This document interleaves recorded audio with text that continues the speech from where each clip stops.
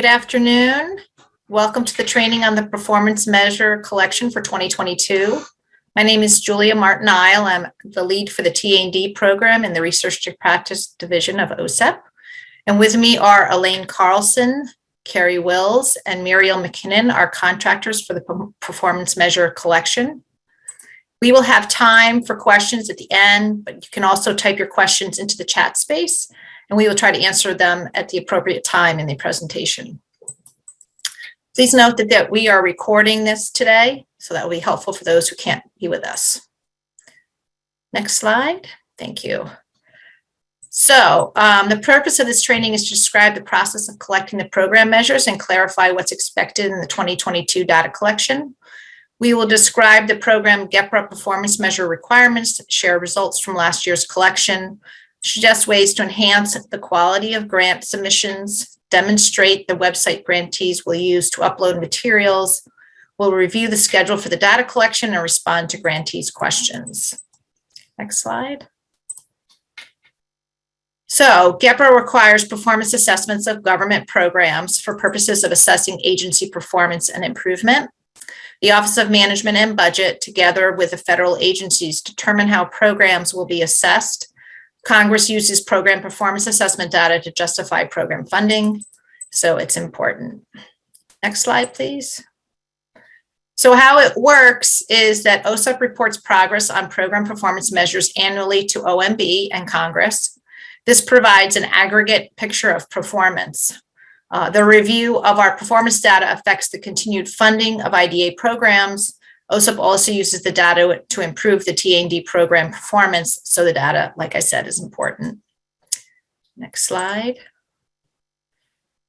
This is the general description of the purpose of the TA&D, which is to promote academic achievement and to improve results for children with disabilities by providing TA, supporting model demonstration projects, disseminating useful information, and implementing activities that are supported by scientifically based research. Next slide. So annually, we have measures, many of you are familiar with them, around quality, relevance, and usefulness, or QRU, of new services or new products, involve collecting data from you in addition to what you provide to OSEP in your APR. You already provide the milestone data for the efficiency measure to us in your APR. For long-term measures, data collection occurs only every 2 years. Those measures address implementation of evidence-based practices and promotion of effective models. Data for long-term measures will not be reported this year. Next slide. Okay, yeah. Okay, so how is quality rated? What does it mean to have a high quality product or service? OSEP has determined that there are 2 dimensions for quality: substance and communication. The substance dimension, it's hard to say this. The substance dimension is, does the product content or the content delivered through the service reflect evidence of conceptual soundness and quality grounded in the legislation or policy, excuse me. The communication dimension is the product content or content delivered through the service presented in such a way so as to be clearly understood, as evidenced by being well organized, free of editorial errors, and appropriately formatted. The independent panel of reviewers judges the quality of a product or a service by scoring each dimension on a 4-point scale, ranging from 0 equals very low to 1, moderately low, to a moderately low to 2, moderately high to 3, and then very high. In addition, the score for the substance dimension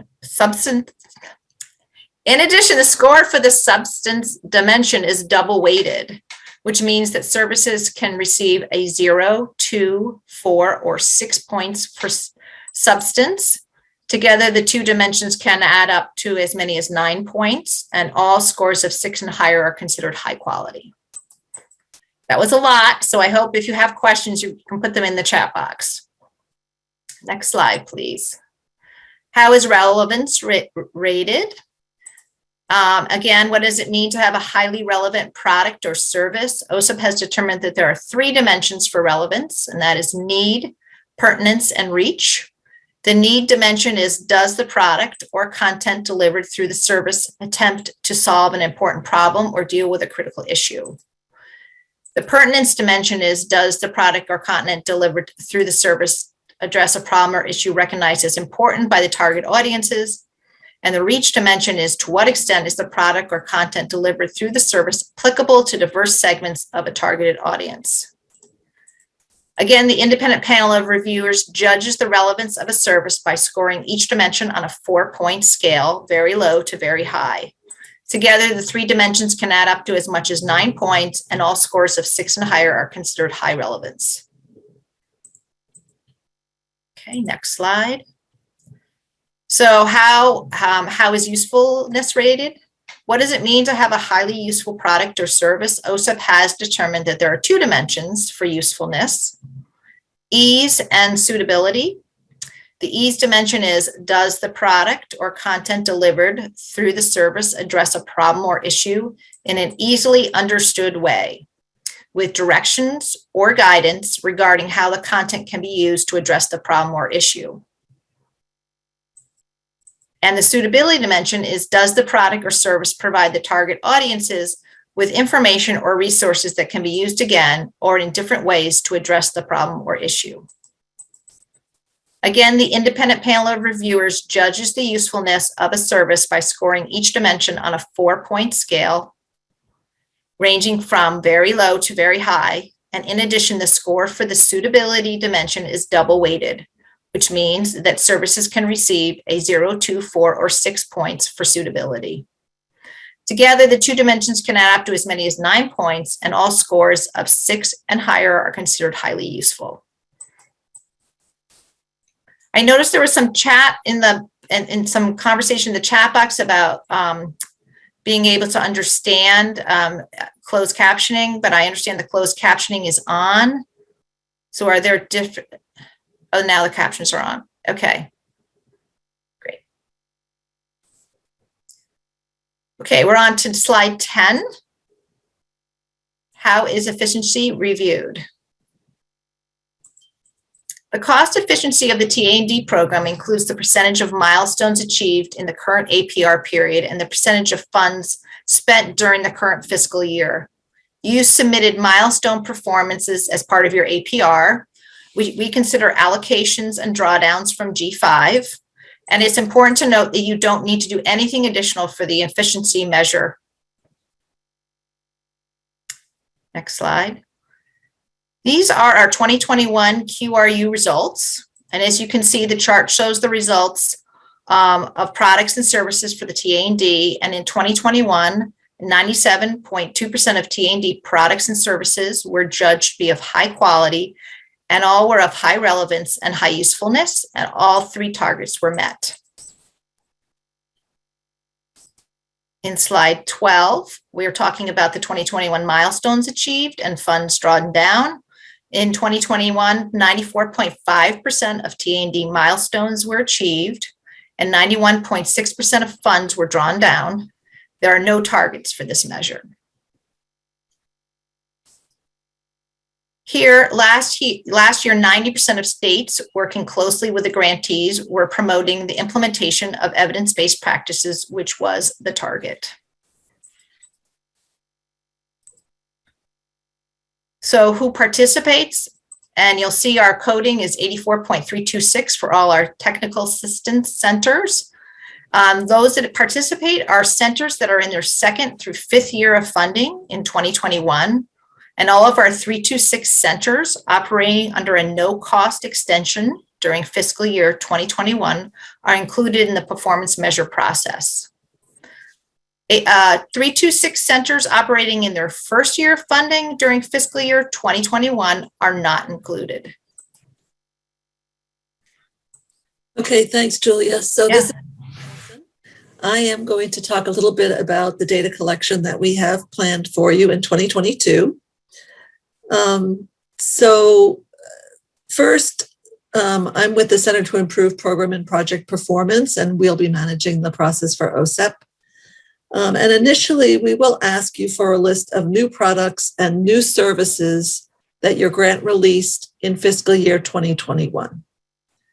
SIP then randomly selects one item from each list, meaning one product and one service. And those are the products and services that will be reviewed by an external panel. So when developing your lists of products and services, remember, you don't have to include 10 new products and 10 new services. That's just the maximum. And we encourage you to focus on listing the major products and services that you released for the first time in fiscal year 2021.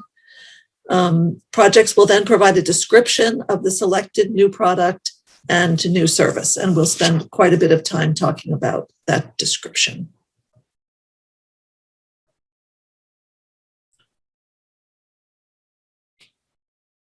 So, which panels will review your guide?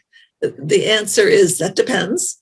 As part of the description guide that you will prepare on your one selected service and one selected product, grantees will specify whether their product or service is policy-based or evidence-based. Evidence-based products and services are reviewed for quality by a science expert panel, and policy-based products and services are reviewed for quality by a stakeholder expert panel. All the products and services are reviewed for relevance and usefulness by a stakeholder expert panel. So I just want to clarify, evidence-based and policy-based products and services are of equal value. It's not preferable for a product or service to be evidence-based or policy-based. They're judged in the same way.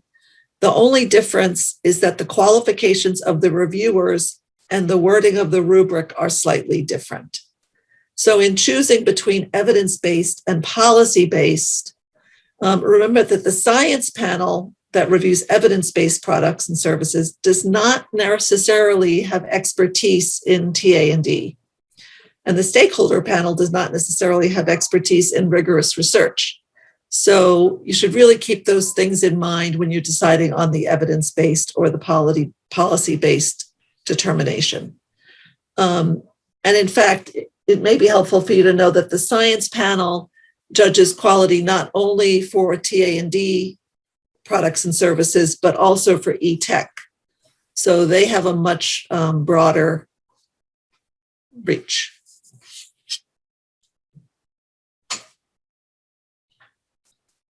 So Elaine, I know I'm supposed to be asking you these questions, so I missed the first one.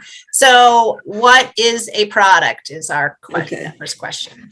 So for the purposes of performance measurement, a product is a piece of work that's either tangible or in electronic form that informs a specific audience on a specific topic relevant to outcomes for children with disabilities. So here are some examples: journal or informational articles, booklets, pamphlets, research reports, DVDs or CDs, multimedia kits, PowerPoint presentations, decision-making tools, implementation resources, and then frameworks like system frameworks. Please note that for the purposes of the performance measurement process, maintaining a website is not considered to be either a product or a service. Other items that are not considered products include databases, meeting agendas, materials that are developed for one-time use by an individual, archive chats, conference proceedings, contact lists, or any kind of performance evaluation report that you have done for your grant. Okay, so I know you were trying to clarify products to services. So then here is our what is a service? Yeah. So again, for performance measurement, it's considered work that provides information to a specific audience, again, relevant to outcomes for children with disabilities. And here under services, examples include hosting a conference, facilitating topical cohorts, conducting training, leading and convening informational meetings, responding to inquiries, organizing learning communities, providing on-site TA, that sort of thing. Again, a website is not considered to be a service, nor was it a product.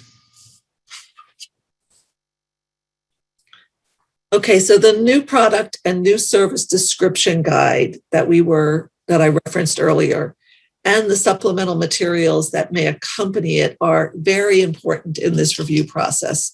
And that's really where your time and attention is going to be required. So these guides that you will prepare on the one service and one product that is selected are the primary source of information used by the expert panel in making the quality, relevance, and usefulness ratings.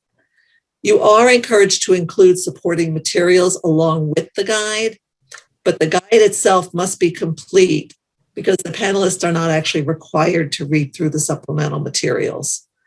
We have found that they usually do, but the guide cannot simply say, see attached PowerPoint or give a URL and expect that the panel is going to go to that location in order to find the product or find the service that you're asking for them to review.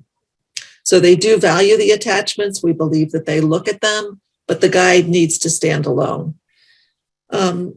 We find just overall that projects that submit complete, detailed, and clear guides with supporting materials make it so much easier for the panel to rate the product and service quality, relevance, and usefulness. And we know that low ratings are almost always a result of inadequate descriptions. If it's not documented on the description guide, they're going to assume that it wasn't done. So just keep that in mind when you're working on the description guides. We will distribute a set of tips for completing the guides that might be helpful. And so you can take a look at those when you have a chance. Keep in mind that your project officer and the SIP staff are always willing to have a conversation with you about this, and also to review your draft description guide if that would be helpful. So Elaine, I see that we have how to write a good description because that seems like a pretty important piece. Yep. So the first point is, of course, to take the time that's necessary to develop a complete, clear, and accurate description. The document, as I said, is important, and it is the primary source of information for the panel in coming up with the quality, relevance, and usefulness scores. But here are some tips. First, please read each criterion carefully and then respond fully and clearly. There are some two-part questions embedded in the guide. Those of you who have taught, it's very common. People answer the first question and somehow miss the second one. So please take some time to ensure that you read the whole question and respond to each part thoroughly. Try to guide your reader to the response criteria so that you can easily see how your services meets them. Share your description with others so they can ask clarifying questions and correct any inadvertent mistakes. And lastly, proofread. Mistakes in spelling, grammar, etc., can be really distracting to a reader, as I'm sure many of you know, and the panelists are no different. So we pulled some examples of entries that have been submitted in prior years and that received high ratings. And the purpose of sharing these examples is, of course, not to tell you what to write, but to give you an idea of the level of detail that panelists really want to see in these description guides. So the first quality measure has to do with the relevance of legislation and policy to your product or service. And this is what one grantee wrote. They started with IDEA. They said IDEA requires that each state develop an SPP evaluating its implementation and describing how the state will improve the implementation. Then it goes into the indicators. It talks about indicators C3 and B7 of the SPP APR, requiring Part C early intervention and Part B 619 programs to report on the percentage of infants, toddlers, and preschoolers, etc. And so it goes into a lot of detail about what specific policy or legislation this product or service was designed to address. So the second quality measure asks you to show that the product or service is presented in a way that is clearly understood. So here one grantee wrote, the materials were reviewed carefully by TA staff and other content experts, including State Part C and Part B 619 staff, as well as OSEP staff. And then they said the review by a professional editor was a key strategy for ensuring the information was well written, clear, and free of errors. Furthermore, staff with expertise in publication design, online learning, and web-based dissemination were utilized to create a high-quality, accessible, and user-friendly materials. So again, a number of steps that they took to meet that criterion. So I'll talk a little bit about relevance, and here you'll see how this example of how they address the important problems. You'll see within this paragraph that there's a challenge that states are continuously working to improve their quality of their child outcome data. This TA center gets a lot of asks from the states about how to collect high quality child outcome data and how hard the work is to do. And that they feel that the process that they've developed and helped to support in states allows programs to synthesize their information about a child from multiple sources and across different assessment tools to produce the data that can be summarized. So they show the relevance of why this TA tool is so useful to the states. In the next slide, there's a second relevance highlighting the importance of the issue. And again, they reflect on the coordinators, the state level coordinators, and consistently rate child outcome data quality as an area of high need for TA. And that in addition, the center receives a large number of TA requests, as I mentioned earlier. Since most states use this process to collect their data, the center often receives multiple requests around designing and implementing their comprehensive professional development on this process. So you'll see that they go into great depths in these paragraphs on the importance of the issue. In the next slide, we talk about relevance, show the content is applicable to diverse audiences. And again, you'll see that in this paragraph, they talked about the materials and how they were developed. They used a variety of stakeholders to help them support and implement the TA resources. They actually listed out who those stakeholders were, and they show a variety of folks engaged in that work, showing that it has a diverse, it is developed for a diverse audience. So the last group of measures pertains to usefulness. And the first usefulness measure is to showing that you can ensure the ensuring that the problem is easily understood. So in this example, the grantee wrote that to assist with navigating and using the materials on the web page, a guidance document was developed describing the various tools and resources in the collection. In addition, guidance on using the materials was provided through a national webinar. A small group of participants from the target audience provided feedback via an online survey, reporting they gained an understanding of the potential uses of the materials for improving their team. And then the last, but not least, measure for usefulness, showing how the content can be used again. So one grantee wrote, the Child Outcome Survey includes a variety of tools and resources intentionally developed to be accessed by multiple audience and used in multiple ways to ultimately increase practitioner knowledge about high quality teaming and collaboration practices. So for example, the training scenarios were developed for professional development or TA providers to stimulate discussion in face-to-face trainings around important issues or problems of practice, while the online practice site was developed to provide practitioners with a mechanism for engaging in self-guided learning. Throughout all of the materials, the quality practices checklist and descriptions are referenced and used, providing multiple opportunities for building a rich understanding of the practices. So this is really, again, not intended to suggest that you write text, obviously, that's just like this, but that it gives you an idea of the level of detail that the panelists are looking for.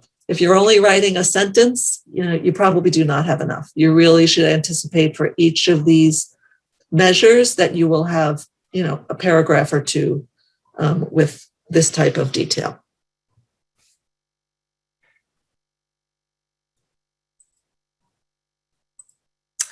So how do they submit their materials? So the grantees will be uploading a copy of their completed guide and any supporting materials to sipsite.org. For those of you who have participated in this process in the past, it will be very similar to what you've done before. Please be sure that the URL addresses for supporting materials that you upload are marked clearly so that the panelists can find them. And we do ask that you limit supporting materials to no more than 5 files per guide. Again, the panelists do like looking at materials, but they don't really want to open 20 different files to try to get through the process.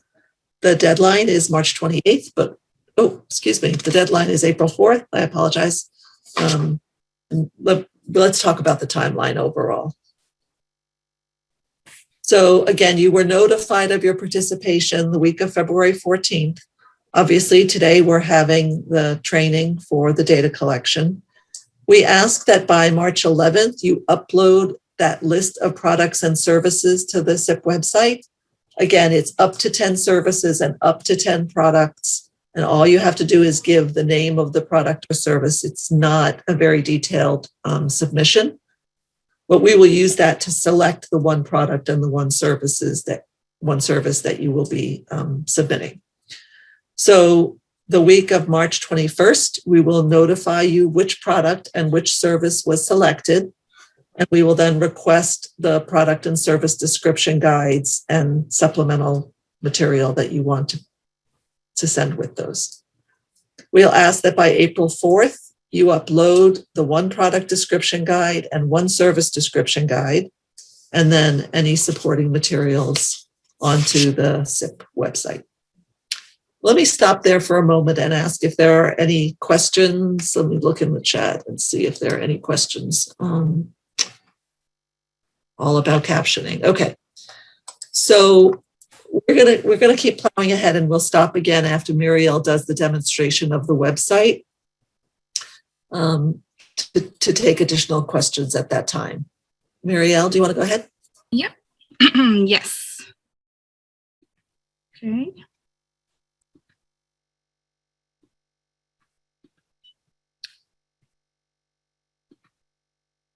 Okay, so as some of you may be familiar with, this is the home page of the SIP site. And so whether or not you are a returning user or if this is your first time accessing the site, you will first click on login.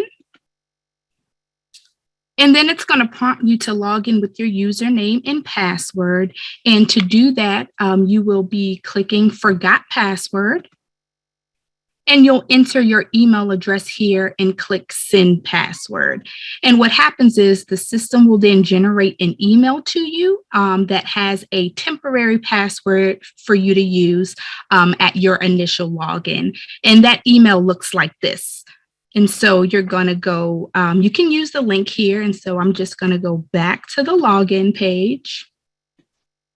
And then so again, you'll be entering your username, which is going to be the email address that you are that you're using to communicate with us. And then the password you're going to retrieve from that email.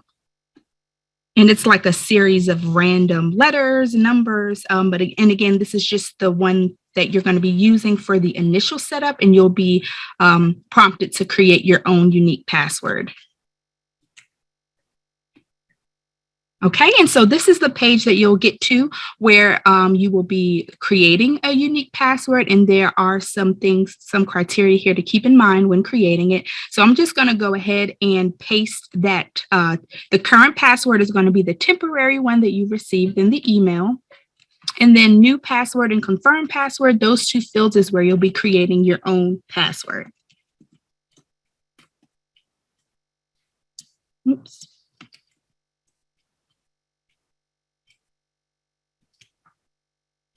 me.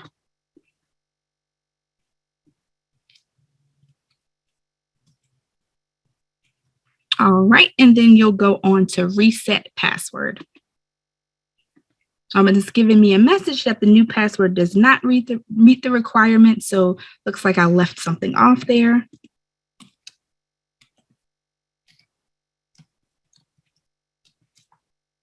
Let's try that again.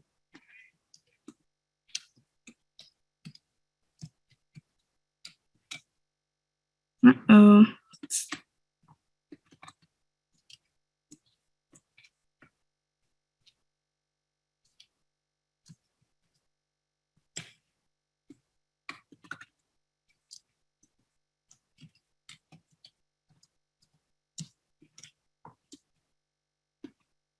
So it does give you a lot of error messages if until you get that just right. So now we're on to continue to the home page. And so this is what it looks like when you first log in, and you'll see that there are 3 tiles here. The first 2 are not relevant for the GPRA process. It's just the other services that SIP provides. But to continue, you'll click on Conduct GPRA Reporting, and then QRU Review.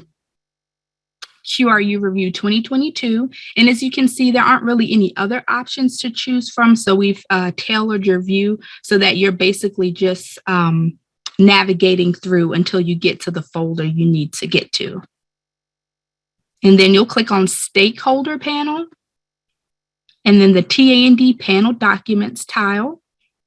And once you click there, you'll see there are 2 folders. One is labeled Grantee Documents, the other is Guidance Documents. So the Guidance Documents folder contains resources that are going to be useful for completing. We have the PowerPoint here, we have the forms in PDF version, the tips and product description guide tips document, and this is where we'll also have a recording of today's training. And then when you click on the Grantee Documents folder, this is where each grant will click in order to locate their folder. And so as you can see here, you will need to click on TA Grants. And then there is a folder for each of the grants that was sampled for this year's data collection. And so once you find your respective folder for your grant, you will click on that. And I'll use this first one here as an example. And you will drag and drop or either upload your files here. And so as we mentioned, the first document that you'll need to submit is going to be your list of services. And then if you choose to upload here, or again, you can drag and drop, you'll be selecting for the next submission, it's going to be your service description guide and product description guide and any documents to go along with that.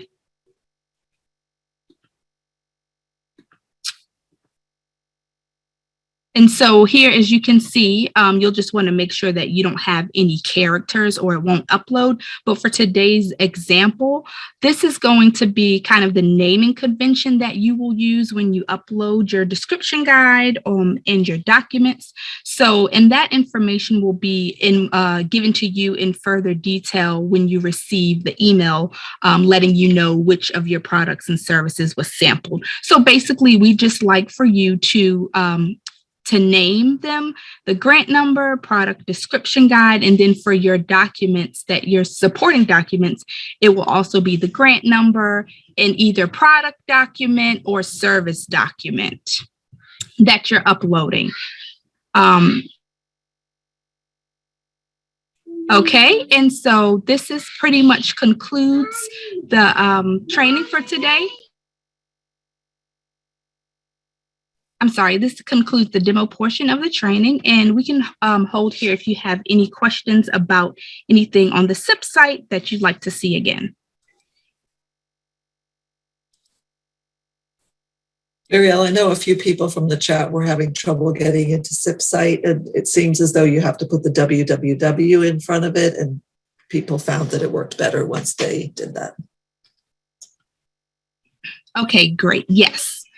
And I know that we have the links as well in some of the email communication, but if you have any issues with accessing the site, definitely let us know and we'd be more than happy to assist you with getting access.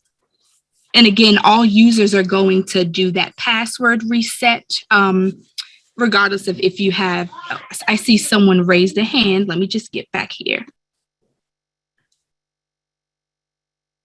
Yeah, I just had a question about, is there a special way you're supposed to put your email when you do forgot password?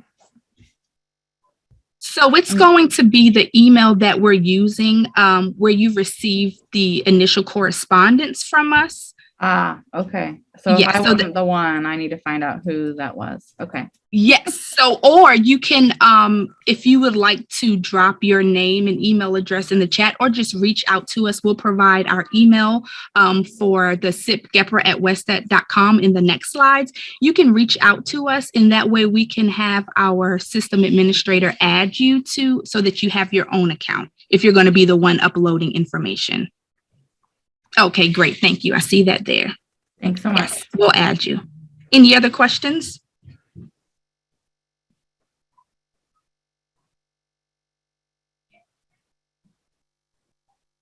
Okay.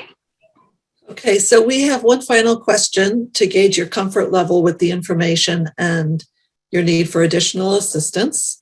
So if you would, please complete this quick poll question to indicate the areas where you think you need additional clarification or assistance. How to prepare your lists of new products and services, how to prepare description guides, how to access the website, or none of the above, you feel like you're in pretty good shape. And then other, of course, if you have some other need.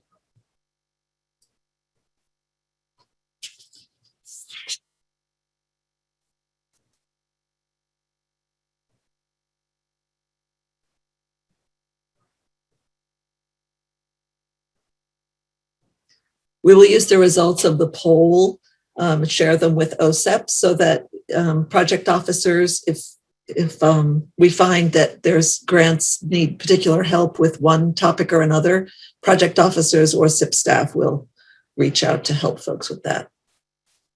Yeah, Elaine, this is Julia. I would just say if you are confused or you're concerned, talk to your project officer. I'm in touch with all of them and they can get in touch with me and we can make it work for you all. So again, this is just the contact information. Muriel and Carrie are the folks at the other end of the sipgepra@westat.com email address. And so they'll be the ones that will be fielding your questions. I just want to say, if something comes up that you're not sure about or you're struggling, please, please, please ask us. We do not want you to spin your wheels. It's likely that what's challenging you has a fairly simple solution. And so we want to make this as painless as possible. Please reach out, again, either to us or to your project officer, and we'll get through this together. I know it's not people's favorite thing to do, but OSEP really does use the data. Every year we present to leadership at OSEP, and they really do take time to look through the data, to understand what's going on, and to try to make improvements to the program. I mean, even going above and beyond reporting to OMB and to the budget service, I think that OSEP really uses the data internally to make adjustments to the program. So please keep that in mind as you're working your way through it. Okay. Thanks so much, everyone. Have a great day.